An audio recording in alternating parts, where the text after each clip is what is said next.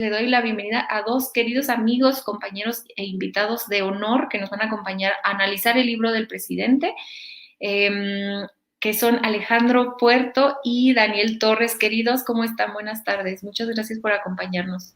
Buenas tardes, ¿cómo están? Saludos, Renata, gracias por la invitación. No, hombre, gracias a ustedes. Pues acá el público los aclama y quisiera yo preguntarles lo primero, ¿cómo vieron el libro? Les decía yo aquí a la gente que creo que Más allá de filias y fobias es un grandísimo texto que te deja entender mucho de cómo funciona la mente de este animal político que tenemos como presidente hoy. Pero quisiera saber cuál es su opinión, cuál es su balance y después tengo algunos pasajes, algunas partes del libro que quisiera que analizáramos juntos, pero ¿qué les pareció? Si quieres empezamos contigo, Alejandro. La analogía de decir que es un libro de a la mitad del camino es muy simbólica porque obviamente, como el título lo dice, no es todo lo que va a suceder en este sexenio. Sin embargo, todo lo que ha ocurrido son procesos históricos condensados en pocas páginas. Me refiero a que llegamos a una mitad de sexenio sin polémicas lamentables, sin casos de represión, sin masacres, sin endeudamiento, sin todo lo que típicamente se vivía en los sexenios pasados, y sí con un montón de situaciones que como mexicanos nos deberían de hacer sentir orgullosos, ¿no?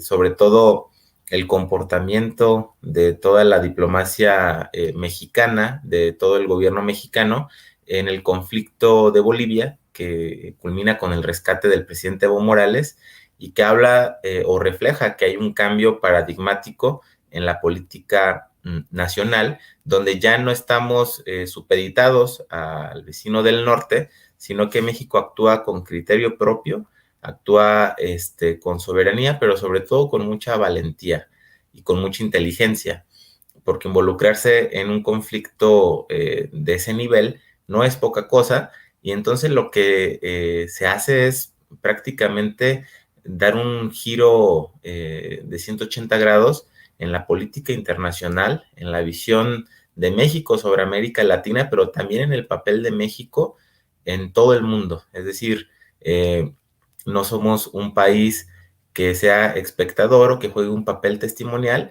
sino un país que jugó con decisión en medio de algo que más allá de que pudiera costarle la vida a Evo Morales, pues era un atentado contra la idea que subyace en la democracia, que es el gobierno del pueblo y para el pueblo, y que en Bolivia se subvierte ese orden a través de un golpe de Estado y México se pone del lado de la democracia, del lado de la soberanía popular, del lado de los bolivianos, y eso es algo que no habíamos visto, es algo totalmente distinto, además de muchas otras historias que cuenta el presidente en su libro, y lo repito, hay momentos en los que no ocurre, o en los que parecía no ocurrir nada en este país, nada de orgullo, y después tenemos estos 3 años que condensan episodios históricos que se abordan, además de que lo hace con un estilo muy sobrio, muy fácil de entender, eh, lo explica de manera maravillosa y nos permite entender que estos procesos históricos que se están viviendo tendrán un significado durante muchos años. Totalmente de acuerdo. Y creo que algo fundamental que mencionas es justo este lenguaje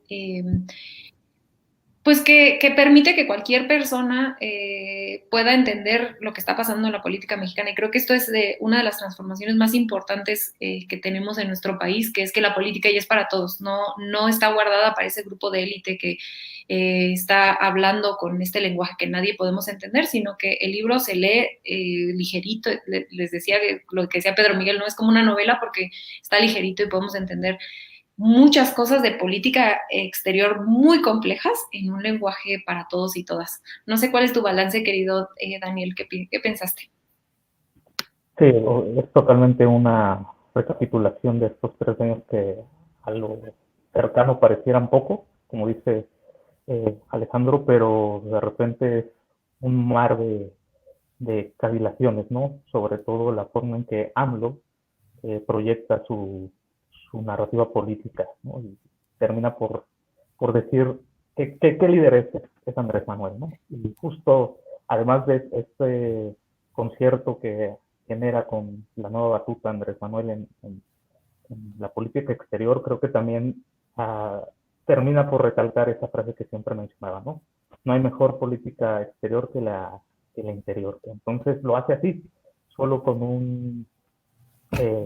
unas pinceladas ahí nos va dejando ver esas dos formas de empacinarlo, ¿no?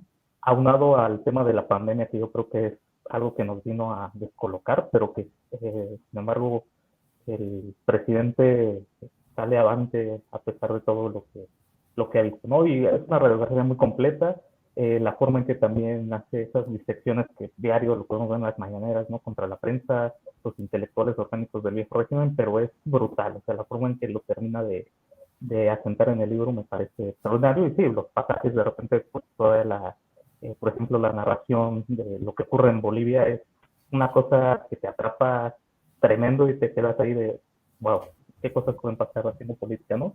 Y justo como decía Renata, pues ahí queda claro la vida pública cada vez más pública. Totalmente. Oigan, y